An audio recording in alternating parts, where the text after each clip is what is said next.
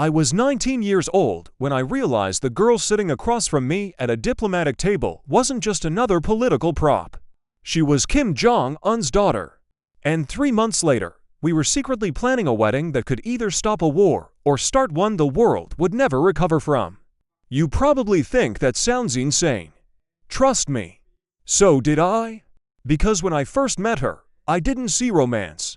I saw leverage. She probably saw the same thing when she looked at me, Baron Trump, the youngest son of the most recognizable political surname in America. To our fathers, we were symbols.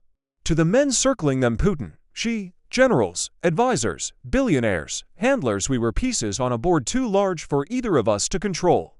At first, we talked because politics made us useful. Then we kept talking because silence felt impossible. And somewhere between classified dinners, frozen handshakes, and one midnight conversation that should never have happened, I fell in love with the one person on earth I was never supposed to understand. The terrifying part wasn't that she loved me back.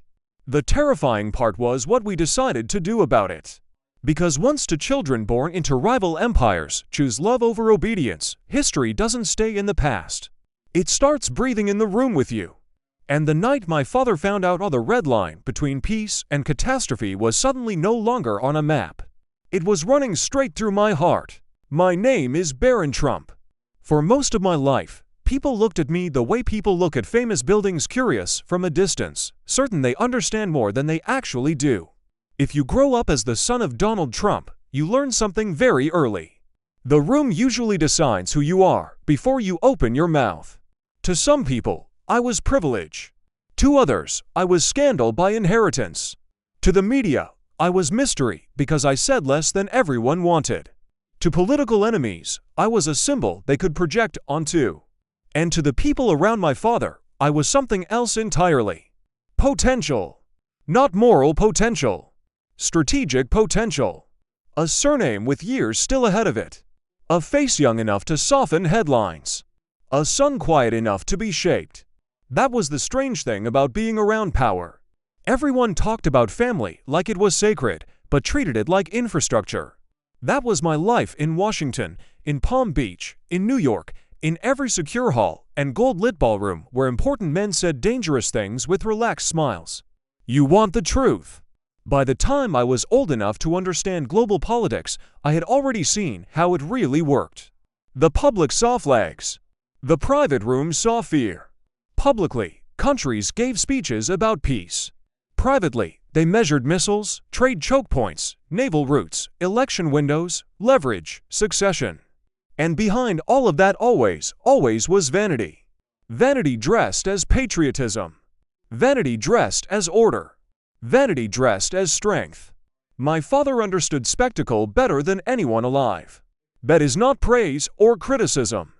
It's just true. He could walk into a room and alter its temperature. He knew how cameras thought. He knew how headlines moved.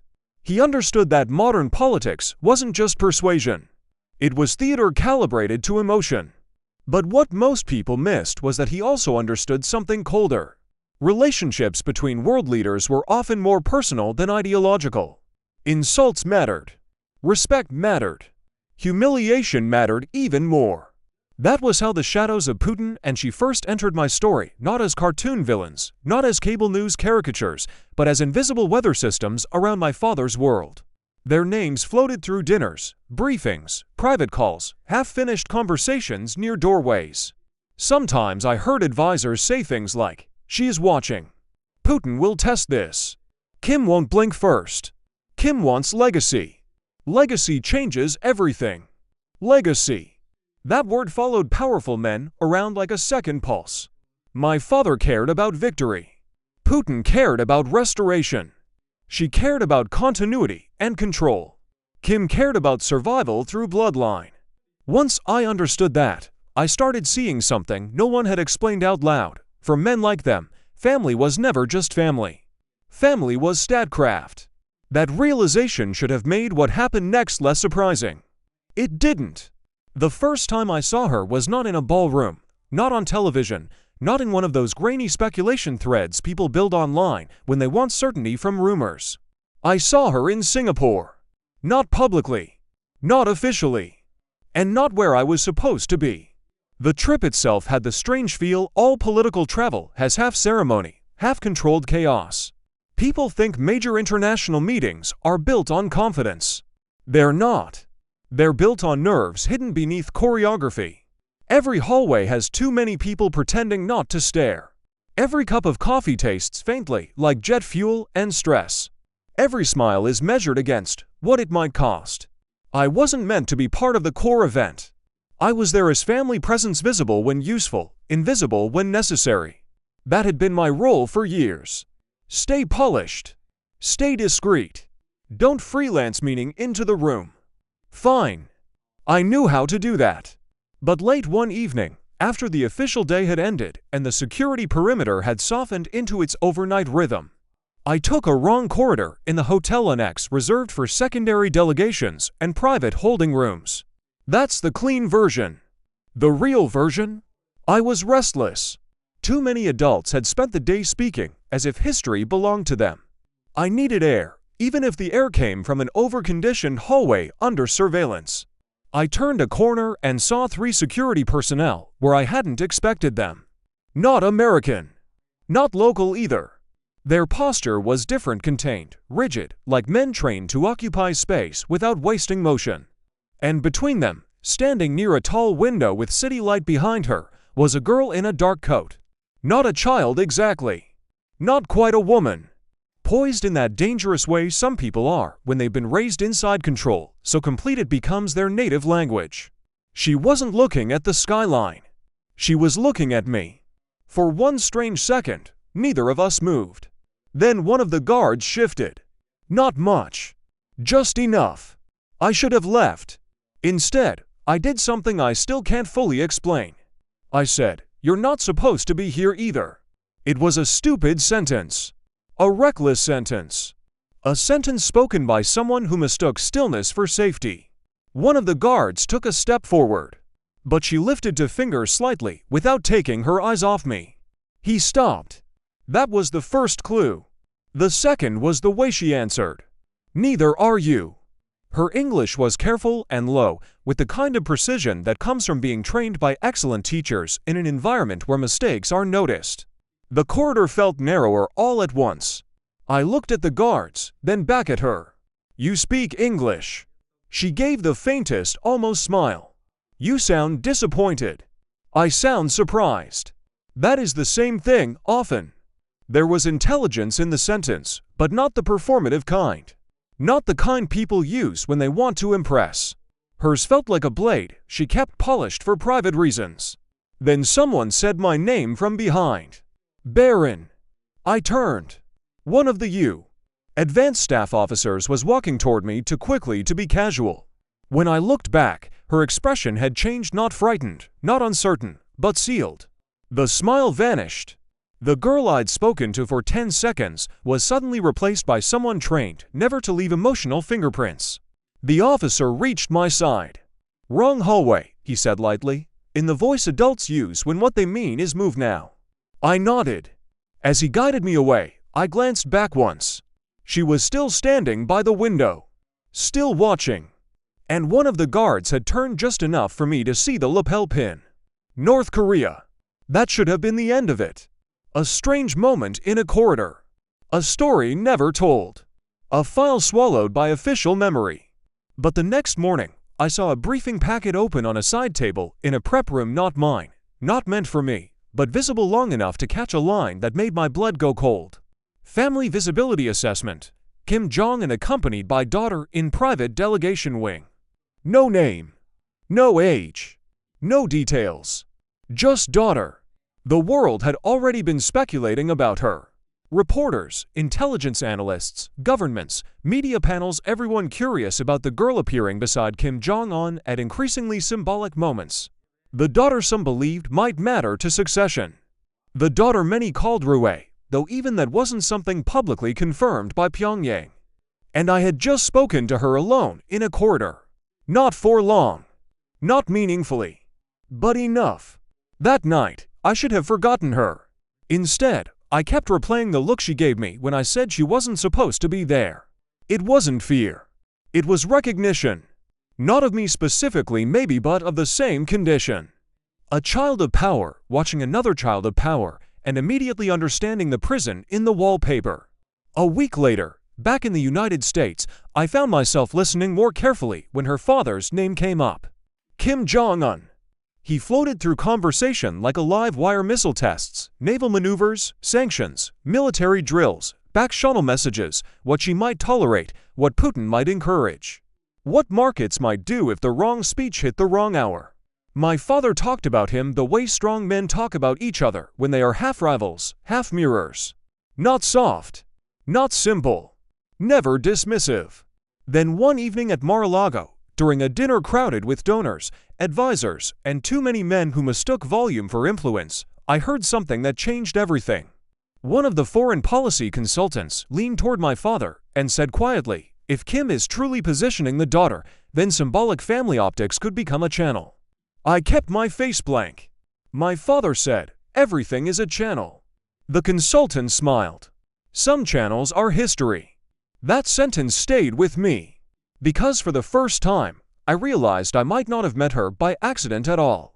Not fully. Not in the deepest sense. In families like ours, accidents often turn out to be the visible layer of a decision someone else made weeks earlier. A month passed. Then two. And then the world lurched toward another familiar cliff. Joint military exercises. Threats. Counter-threats. Satellite imagery. Televised statements. Markets twitching. Experts pretending to predict what frightened them. Television called it escalation. Private rooms called it positioning. What most people don't understand is that the run-up to possible war is often unbearably boring right until it isn't. Men study maps. Lawyers study authorities. Intelligence people study intent. And everyone sleeps a little less while claiming to sleep perfectly. That was when I got the invitation. No letterhead. No signature. Delivered through channels too discreet to name. A cultural exchange dinner in Geneva. Off calendar. Limited observers. No press. I took it to my father. He read it once, set it down, and looked at me with an expression I'd seen before only when he believed something unusual might actually work. "They asked for you specifically," he said. "Who did?" He didn't answer directly. He never needed to. "Do you understand what that means?" I said the most honest thing possible. "No." He leaned back. "It means somebody over there thinks you're useful. And you're okay with that?" He gave a dry laugh. "Baron, in politics everyone is useful to someone. The only question is whether you know it in time." He stood, walked to the window, and looked out over the black Atlantic. "I want you to go." That should have disturbed me. It did. But not for the reason you'd think. What disturbed me was not that he wanted me there. It was how quickly I understood why. I was young. American. His son. Quiet enough to seem non-threatening. Visible enough to matter. And if Kim's daughter was truly being edged into the light for reasons of succession, symbolism, or internal myth-building, then to children of political dynasties seated at the same private table could become a message before either of us said a word. I should have refused. Instead, I heard myself ask, "What exactly do you want me to do?" My father turned back to me. "Listen," he said. "Be polite. And if the opportunity presents itself," he paused. That pause told me the truth before the sentence finished. "Build a bridge." A bridge. That was the word he chose. Not friendship. Not trust. Not diplomacy. A bridge. Something walked across by other people. I flew to Geneva 3 days later. And when I entered the private dining room and saw her already seated under chandelier light, wearing a dark dress and the expression of someone who already knew the script but not the ending, I understood something terrifying. She hadn't been brought there as a daughter. And neither had I. We had both been brought there as messages. And if either of us was smart, we would use that before it used us. Cliffhanger. Then she looked up, met my eyes across the room, and said the one sentence that made me realize she was already 3 moves ahead of me. Underscore. The room in Geneva was beautiful in the sterile way important rooms often are. perfect flowers, perfect glassware, perfect linen, perfect silence. The kind of silence paid for by governments, billionaires, and fear. There were only 9 people at the table. 3 on our side, 3 on theirs. 2 interpreters who barely had to work. And me. Across from me sat Kim Jong Un's daughter. Again, I will be careful with reality here. The world may call her Rue, analysts may say it, intelligence services may hint it, journalists may repeat it. But her identity has never been publicly confirmed by her government in the clear, ordinary way free societies confirm names. So in my head, at least at first, she remained something more uncertain, and therefore more dangerous. Kim's daughter.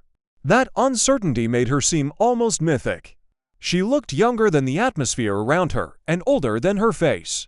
If you've never met someone raised inside absolute power, you may not understand that those 2 things can exist at once. She had the posture of someone trained never to waste a glance.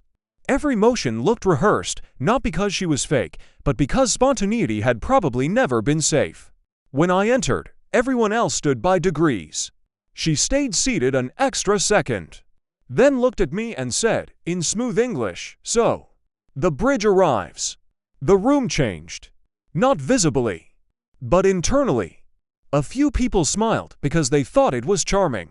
One of the Americans relaxed too fast. One of the North Korean officials didn't react at all, which was its own reaction. I sat down opposite her. "You heard that?" "I hear many things," she said. "You repeat them often?" "Only when repetition is useful." That was when I knew 2 things.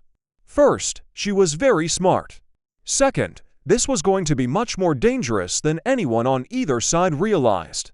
Dinner began with harmless topics the way all strategic conversations do when people want deniability later. Food, architecture, education, languages, music. Neutral countries pretending neutrality is natural. She spoke little at first. When she did, people listened. Not because she had rank in the formal sense, but because the men beside her watched her with the careful alertness reserved for people whose future position may become very important. The symbolism was obvious even without saying it out loud. Her father had been bringing her into visibility more and more at state events. The world noticed. Intelligence agencies noticed more. If she was being groomed, tested, displayed, or mythologized, I couldn't know. But nobody at that table behaved as if she were merely decorative. Halfway through the main course, one of the Swiss hosts made some soft remark about the next generation inheriting a difficult world. Everyone smiled politely. She didn't. She looked at me and said, "Inheritance is a cruel word in politics.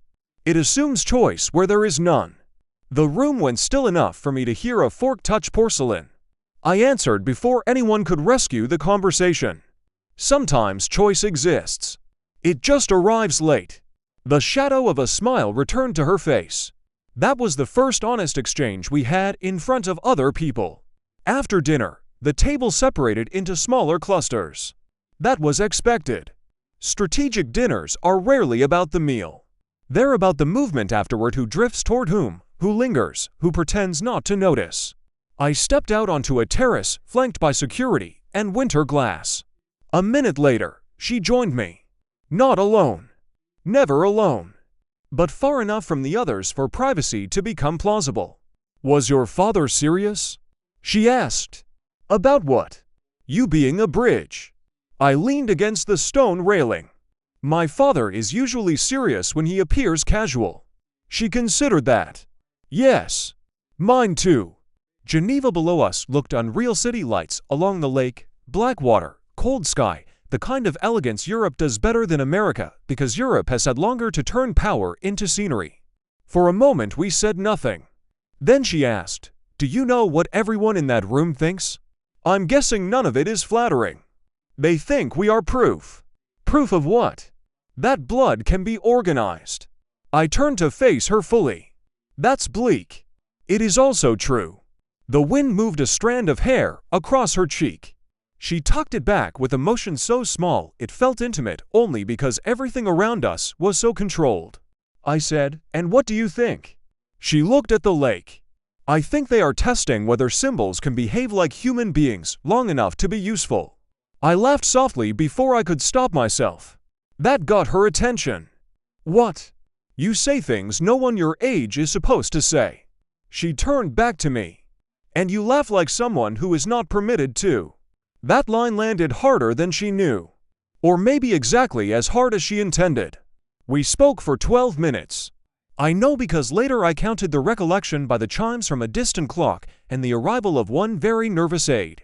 In those 12 minutes, we did not talk about love, obviously. We did not talk about dreams in any childish sense. We did not confess loneliness under moonlight or anything cheap enough for films.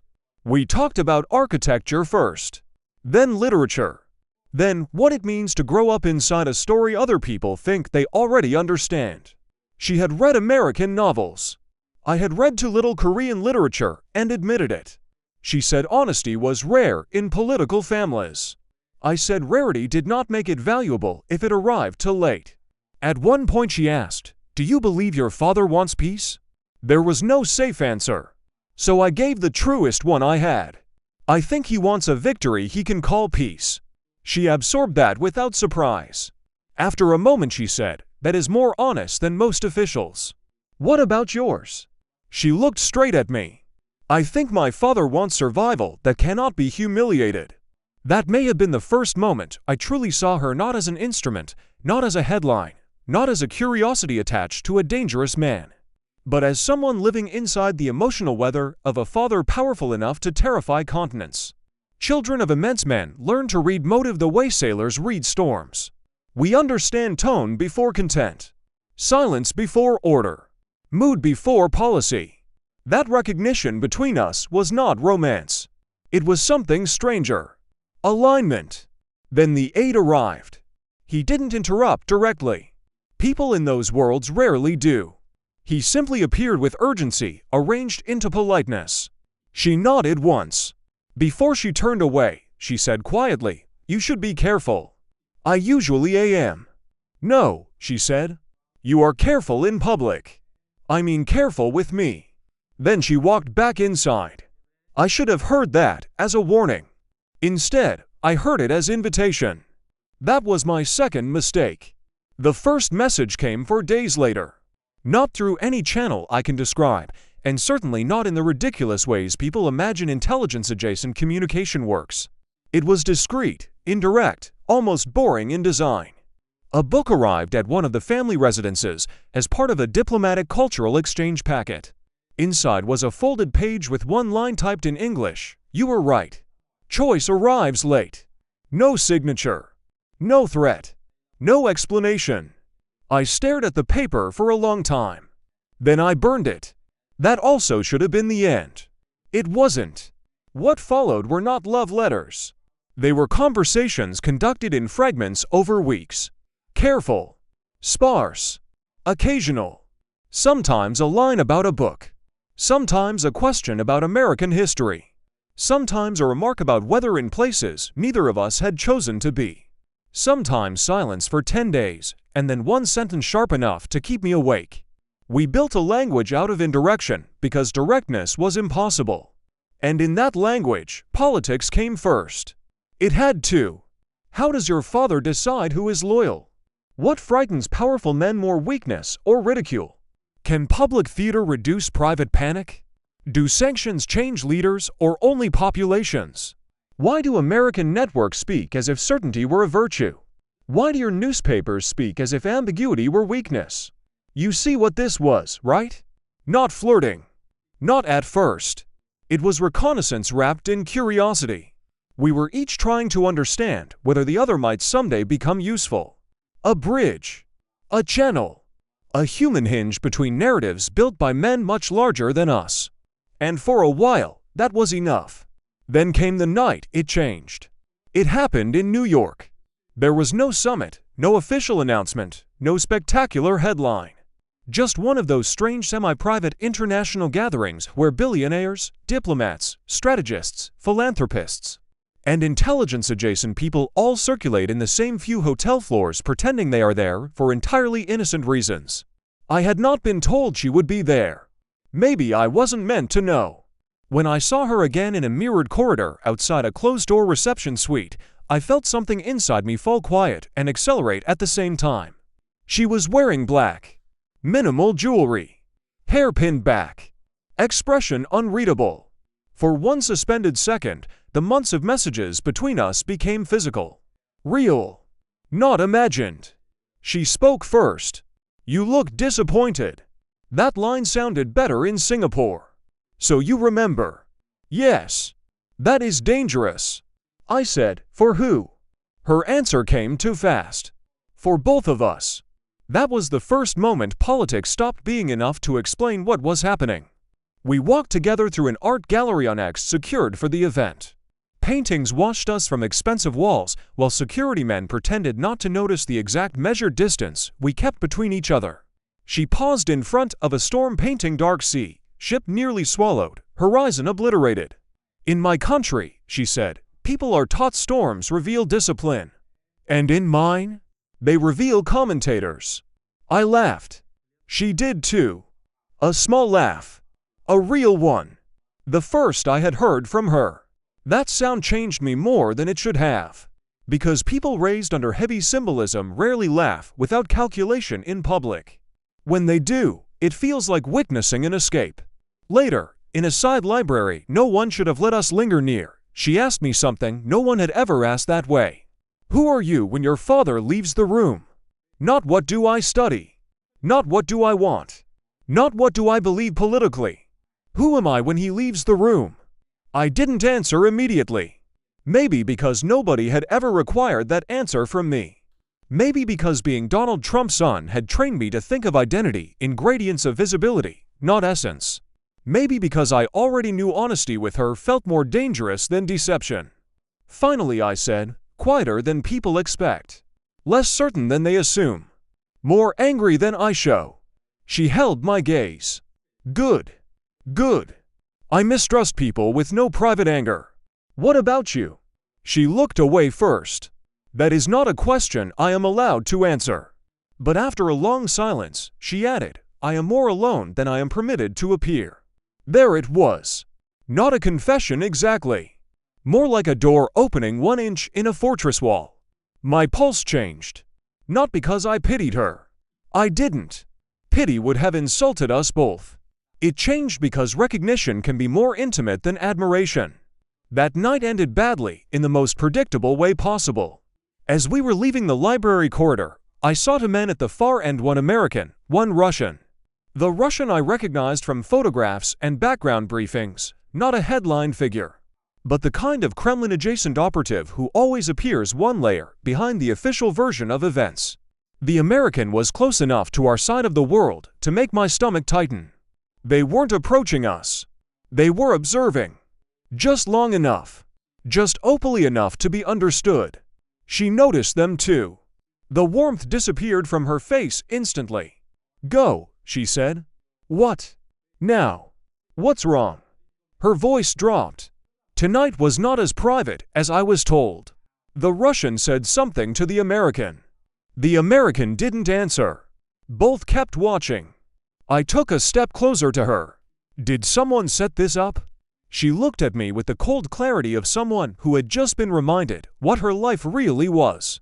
Baron, she said softly, we were never the only people using this.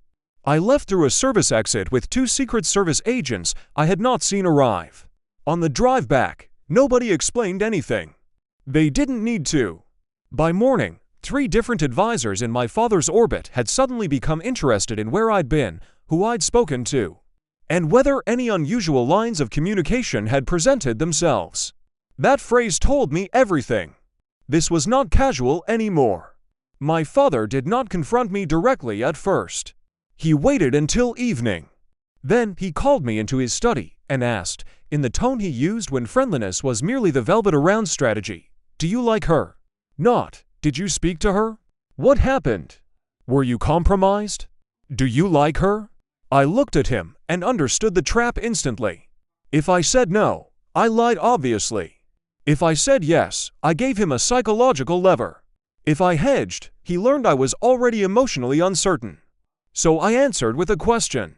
Would that matter? He smiled. Always dangerous when he smiled that way. It matters if they think it matters. That was the lesson, wasn't it? In our world, feelings were not private vulnerabilities. They were geopolitical assets. I asked, who's they? He shrugged. Kim. She. The Russians. Our people. Everyone. Then he leaned forward. Listen to me carefully. There are moments in history where personal chemistry can do what institutions cannot. Chemistry. Another elegant word for risk. And if this is one of those moments? I asked. His eyes stayed on mine. Then don't waste it. That was the night I realized something worse than surveillance was happening. Nobody wanted me to stay away from her. They wanted me near her. Near enough to influence. Near enough to gather. Near enough to build dependency if dependency proved useful. And somewhere on the other side, I knew the same logic was probably being applied to her. We had started talking for politics. That much was true. But the first lie was believing politics could contain what happened next. Because 2 days later, I received another message from her. Only 6 words. I think they are watching us. And after staring at it for a full minute, I sent back the most reckless sentence of my life. Then let them watch the wrong story. Cliffhanger. Her reply came less than a minute later, and it was the moment our arrangement stopped being strategic and became something far more dangerous. Her reply was simple. Good. I was hoping you'd say that. I read it 3 times. Then once more. Not because it was romantic. It wasn't. Not on its face. It was worse. It was partnership. The kind that forms between people who realize they are standing inside the same trap and may be able to turn the mechanism if they move together. That is far more intimate than flirtation. Over the next 6 months, she and I built something impossible. Not openly. Not often. Never safely. But consistently enough to become real. The world, meanwhile, kept doing what the world does. There were military exercises in the Pacific. Statements from Pyongyang. Statements from Washington. Commentary out of Moscow, designed to inject confusion without responsibility. Measured language from Beijing that said less than it implied and implied more than it admitted. Analysts debating deterrence, succession, regional equilibrium, domestic politics, sanctions fatigue, symbolic escalation. What the world did not know was that behind all the public machinery, 2 children of rival political bloodlines were teaching each other how their fathers thought. That sounds naive when phrased that way. It wasn't. We were careful never to cross into anything operational, not directly. No state secrets. No documents. No coordinates. No military specifics. We were not spies in the cinematic sense, and if either side had tried to turn us into that, I think both of us would have walked away. No, what we traded was subtler and maybe more powerful. Psychology. Pattern. Emotional intelligence about dangerous men. I told her how my father's confidence sharpened when he felt cornered. How public humiliation mattered more to him than private disagreement. How he respected strength, but only if strength acknowledged his reality before asserting its own. She told me how her father's silence could mean fury or strategy depending on who had just left the room. How symbolism around family appearances was rarely accidental. How succession talk inside authoritarian systems was less about naming the future than disciplining everyone in the present. I told her what American television misunderstood about strongman politics. She told me what Western analysts misunderstood about survival narratives. We argued about sanctions. We argued about power projection. We argued about whether peace built on fear was peace or just delayed bloodshed. And slowly, dangerously, we began talking about ourselves. I learned she loved old piano recordings because imperfection made them feel human. She learned I hated rooms where everyone performed certainty. She told me she had once memorized maps not because she loved geography, but because borders fascinated her. The arrogance of lines, pretending to control memory, she called them. I told her I used to wander large buildings late at night just to feel what architecture became when power went home. At first, our meetings remained rare and highly controlled. Geneva. Vienna. A private cultural forum in Abu Dhabi. One brutal winter night in Beijing during a layover adjacent to a delegation event where Xi's people seemed to occupy the air itself with smooth total awareness. That Beijing night was the first time the larger triangle of power Trump, Kim, Xi stopped being abstract around us. She and I stood in a secure garden courtyard behind a state guest compound, breath visible in the cold. Inside, officials were circulating over porcelain cups and strategic smiles. Somewhere in that building were Chinese handlers calculating balance. Beijing was always balancing North Korea close enough not to collapse, distant enough not to become uncontrollable. The United States rival enough to resist, connected enough to manage. Russia useful enough to complicate the West, not useful enough to lead the room. Xi's world was one of continuity and calibrated leverage. You could feel it in the architecture. Nothing impulsive. Nothing accidental. Even the silence looked budgeted. She stood beside a stone lantern and said, "China prefers everyone tense and dependent." Is that an official quote? No, she said. Only a daughter's observation. I looked through the frost-edged glass doors at the men inside. Do you ever feel like we're discussing weather from inside the storm? She answered without looking at me. We are the storm's children. That sentence should be engraved somewhere no one can see. Because that was what defined us. Not Romeo and Juliet nonsense. Not rebellion for thrill. Not adolescent defiance against cartoonishly cruel fathers. No. We were the offspring of men whose names moved armies, markets, narratives, and fear. We weren't outside the machinery. We were produced by it. That was why what grew between us felt so impossible. We understood each other's cages too well to romanticize them. One night in Vienna, in a private museum after hours because apparently the wealthy and powerful or incapable of just meeting in normal places, we sat on a bench across from a Renaissance painting of a wedding feast. She stared at it for a long time. Then said, "Do you think marriage can ever be clean inside politics?" I answered too quickly. No. That made her smile, but sadly. At least you are consistent. You asked. And if I asked whether marriage can ever still be true? That was different. I looked at the painting instead of her. Maybe, I said, if two people enter it awake. She was quiet. Then she said, in my world, marriage is usually a corridor built by other people. In mine too, sometimes. And if you refuse the corridor? I turned toward her. Would anyone let us? She met my eyes fully then, and for the first time I saw something like fear. Not fear of me. Fear of the question itself. That was the first night I thought the word love privately. I didn't say it. Not even to myself in complete sentences. But I knew. Because I started noticing the details no strategist notices if he is still only strategizing. The way she held a glass with both intelligence and caution, as if even objects might someday testify. The way her real voice softened half a tone when we spoke without officials nearby.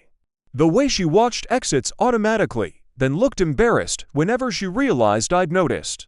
The way she went perfectly still when something touched a memory she hadn't chosen. One evening, I asked her a question I had avoided for months. Are you happy? She looked almost offended. That is a very American question. Meaning, it assumes happiness is a condition people are entitled to track. Do you want a less American version? She folded her hands in her lap. Yes. I thought for a second. Do you ever feel like your life belongs to you? That changed her expression entirely. For several seconds she said nothing. Then, quietly, only when I am with someone who does not ask me to perform it. You can survive many kinds of pressure. What's hard to survive is being truly seen by the one person you should never have allowed close enough to see you. From there, the line vanished gradually. Not in one dramatic kiss. Not with a movie score. Not with rain or chandeliers or some false cinematic permission. It vanished in increments. In waiting for her messages with a kind of ache I could no longer explain politically. In hearing my father mention North Korea and thinking first of her face, not the policy. In realizing I was no longer trying to use the relationship, even when that had been the original justification. Eventually, of course, we kissed. You don't get a story like this without that. But even that happened in a way only our lives could produce. It was in Istanbul, during a private humanitarian conference both sides could attend, without admitting the symbolic significance. We slipped into a service stairwell during a controlled break because it was the only place not designed to be aesthetically important. Bare concrete. Emergency lighting. The sound of distant ventilation. History waiting outside every locked door. She was angry that night. Not at me. At the world.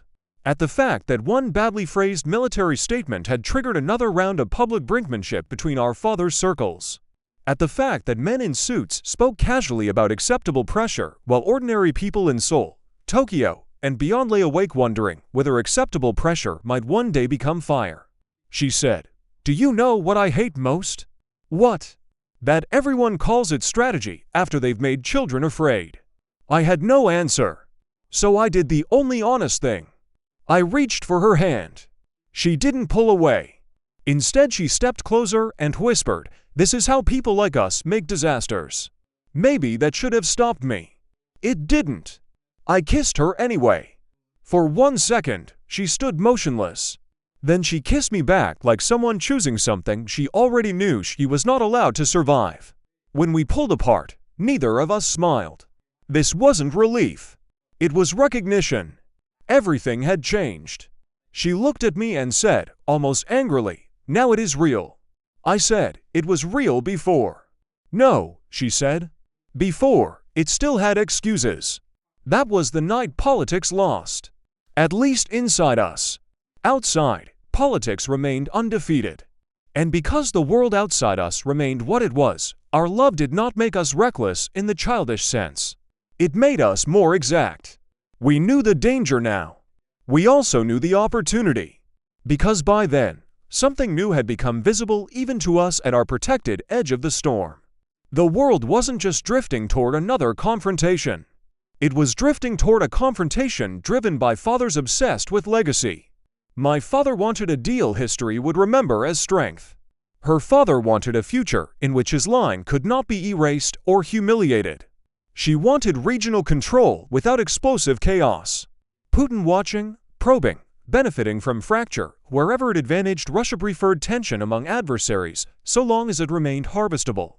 He was always best understood not as the author of every event, but as a man skilled at standing near fire with a can of oil and innocent eyes. And in that web of competing masculine mythologies, she and I came to a conclusion so outrageous I laughed the first time she said it. We were in a private garden villa outside Vienna, both of us under enough surveillance to assume every flower had political opinions. She said, "What if they are all trapped by the same thing? Our fathers." "Yes. Legacy. Image," she said. "Masculine image.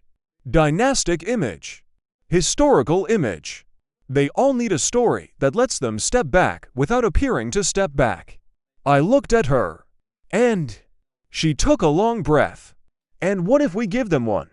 I stared. "You can't be serious." "Why not?" "Because your father is Kim Jong Un." "Yes. And mine is Donald Trump." "I am aware." I started pacing because the idea was too large to hold still. "You're talking about, what? A public alliance? A symbolic peace event? A youth initiative?" "No," she said. I stopped. She held my eyes and delivered the sentence that changed the rest of my life. "I am talking about marriage." I laughed. Not because it was funny. Because sometimes the nervous system chooses laughter when truth arrives dressed like madness.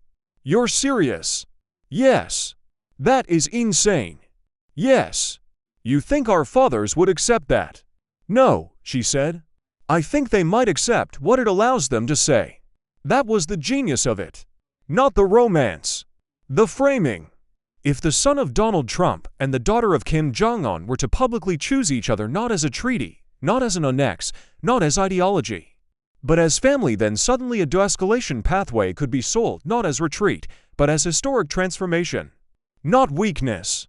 Not surrender. Not capitulation. Destiny. History. Legacy. The future generation. Healing. An impossible bridge made flesh. It sounded ridiculous. It also sounded exactly like the kind of grand symbolic structure powerful men might use if it preserved ego while reducing pressure. I said, even if that worked politically, it would destroy us. She was quiet for a long time. Then she said, only if it begins as performance. And if it doesn't? She stepped closer. It already doesn't. That was the moment I knew we were lost. Or saved. Maybe those are the same thing in stories like this. We began planning. Not publicly. Not operationally. Conceptually. What would it take for such a thing even to be thinkable? Who would have to be softened first? How could Beijing be made to see stability instead of provocation? How could Moscow be denied the ability to frame it as American theater or regime weakness? How could my father be persuaded this was historical branding at the highest level? How could hers be persuaded this was dynastic elevation rather than dilution? It was absurd. It was impossible. And slowly, the more we mapped it, the more it began to resemble a corridor narrow enough to exist. Then the first crack came from somewhere we should have expected. Moscow. A Russian intermediary unofficial in the way only very official people can be made a remark at a private energy security roundtable in Europe that reached our side of the world within hours. Interesting how the young are becoming sentimental. Sentimental. Just that word. Meaning someone knew. Or suspected enough. When I told her, she closed her eyes briefly and said, Putin's people don't need facts. They only need assent. I asked, do you think she knows too? She looked at me with grim admiration. She assumes patterns before evidence. So yes. Or soon. The room around us felt smaller. What had begun as a secret strategy wrapped around private love was now attracting the attention of men whose entire lives were built on reading weakness before it named itself. And once men like that begin watching, they do not watch to admire. They watch to control the ending. Cliffhanger. Then she told me she had overheard something in her father's inner circle that meant we no longer had time to keep planning in theory. I found her in Seoul. Not officially. Not in any way I can responsibly describe. Just understand this, by that point, every system around us was under pressure. Military signaling in the region had intensified. Commentators said miscalculation the way priests say sign A constantly, and often without helping anyone avoid it. My father's orbit was talking louder about strength. Her father's orbit was tightening symbolism around sovereignty and bloodline. Beijing was sending the kind of messages that sounded calm only if you didn't understand how much calm effort it takes to prevent chaos. Russia remained what it always is in such moments, opportunistic, corrosive, alert to division. When she entered the safe room, where we had been given 12 minutes of privacy disguised as logistics, her face told me everything before she spoke. What happened? She didn't sit down.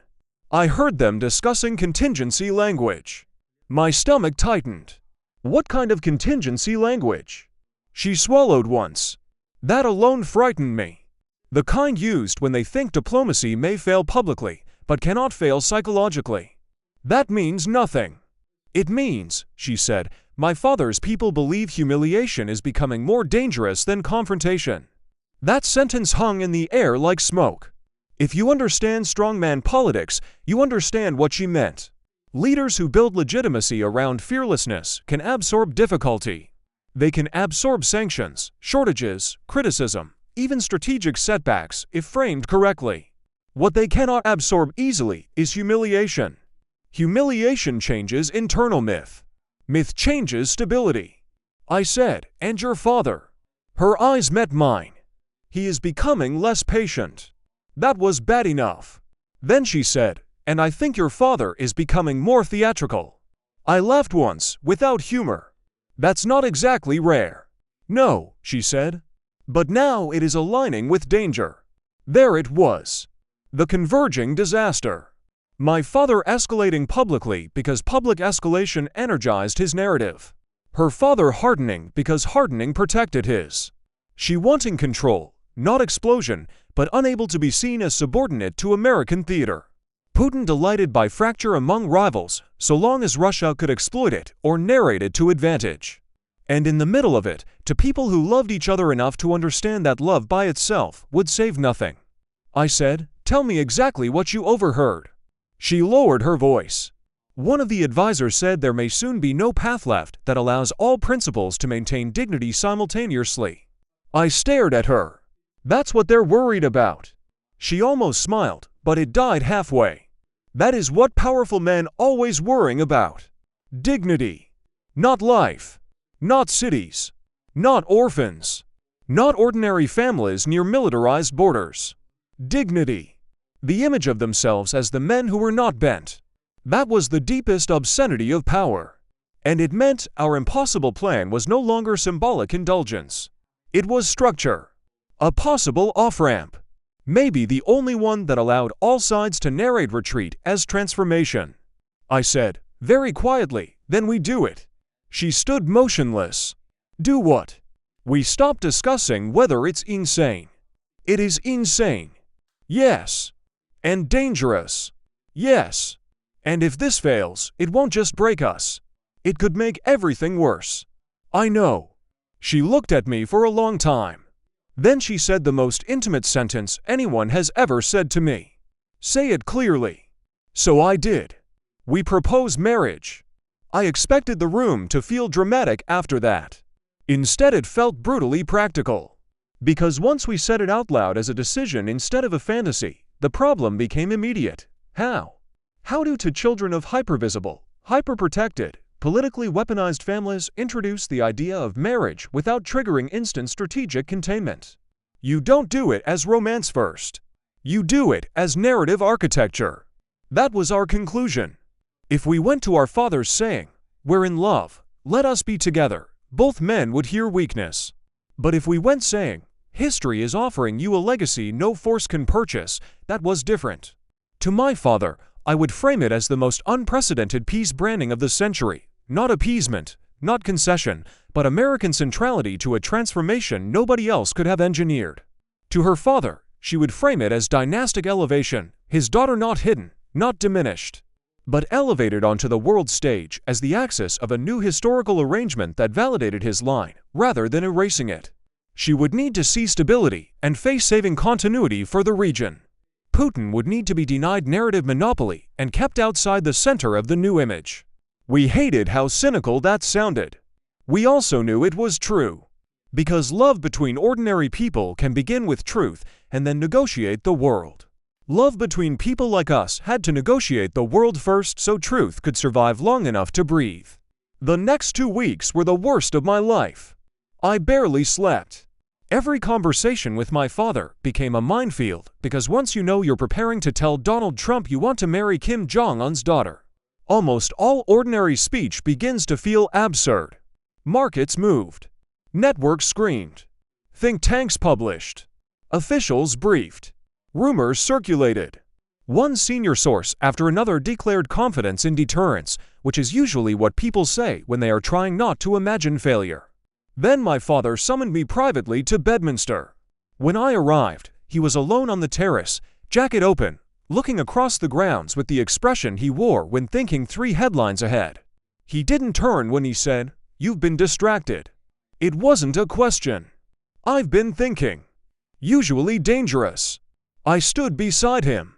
The evening air smelled like cut grass and rain. After a long silence, he said, "Do you know what wins history? Timing." He gave a small approving nod. Timing and nerve. Then he turned toward me. "If you had one move to change the whole board, what would it be?" I looked at him and realized 2 horrifying things at once. First, he was probing me. Second, the timing was now. So I asked, hypothetically. Everything important begins hypothetically. I could have lied. I could have hedged. I could have waited. Instead, because history is often made by people too exhausted to remain cautious, I said, what if the future stopped looking like negotiation and started looking like family? He went completely still. No blink. No smile. No interruption. That was how I knew I had crossed into real territory. "What does that mean?" he asked. I forced myself not to rush. "It means every adversarial frame on earth assumes 2 things, I said. Distance and humiliation. Remove one, and the other becomes harder to sell. He studied my face. "You're talking about her." Not a question. Yes. A long silence followed. Then, to my complete shock, he did not explode. He did not laugh either. He simply asked, "Is this real?" There are moments in life when one honest answer costs more than any lie. "Yes," I said. He looked away toward the darkening grounds. "How long?" "Long enough." "Does Kim know?" "Not from us." "Does anyone?" "People suspect." He gave a low, dry exhale. "Of course they do." Then, he said something that told me he had already been thinking in adjacent directions. If something like this were done correctly, it would be bigger than a treaty. My pulse kicked. He was seeing it. Not as love. Not yet. But as scale. "That's the point," I said. He turned back. "And what do you want from me?" There it was. Not permission. Not blessing. "What do you want from me?" I said, "I want you to understand that if this is going to happen, it can't begin as a stunt." That made him narrow his eyes. "Baron, everything begins as a story." "No," I said. "Some things begin as truth. Stories come later." He stared at me longer than I'd seen him stare at anyone in years. Then he said, very quietly, "You actually love her." I didn't answer. I didn't need to. He looked almost disappointed. Not because he hated it. Because genuine feeling complicates control. Still, he was too strategic to discard the possibility outright. Finally, he said, "If I even consider this, I need to know 3 things. 1. Whether Kim could ever be brought to it. 2. Whether China would tolerate the image. 3. Whether you are strong enough to survive what this would do to you." That last question hit hardest. Because unlike almost everyone else around him, my father was capable of recognizing cost in other people. He just didn't always stop when he saw it. "I don't know," I said. "That's honest," he replied. Unhelpful, but honest. 3 days later, she sent word that her father had requested her presence at a private family political dinner. The kind of meeting where blood and state collapse into the same bowl. When she and I spoke afterward, I could hear the strain in her voice. "He knows something." "How much?" "Not enough." "But enough." "What happened?" She took a breath. "He asked whether I believe destiny can be inherited." I closed my eyes briefly. "What did you say?" "That inheritance without consent becomes captivity." I winced. "You said that to Kim Jong Un?" "Yes." "And?" He smiled. That was somehow worse.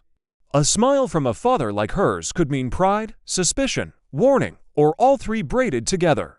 Then she told me what happened next. He had asked whether she believed history was moved more by force or by image. She had answered, by whichever one is remembered. And he had said, "Good.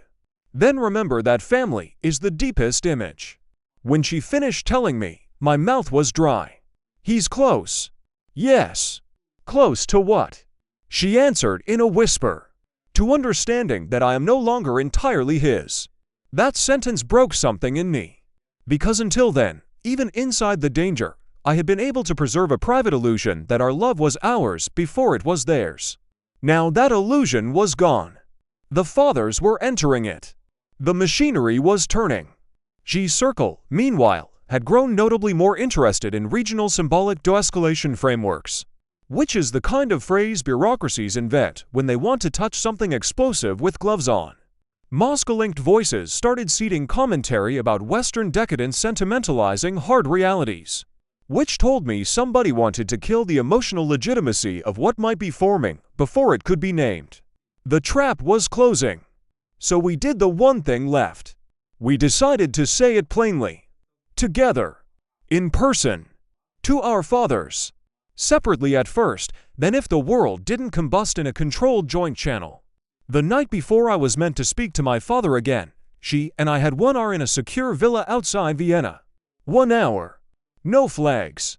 No official agenda. Only us.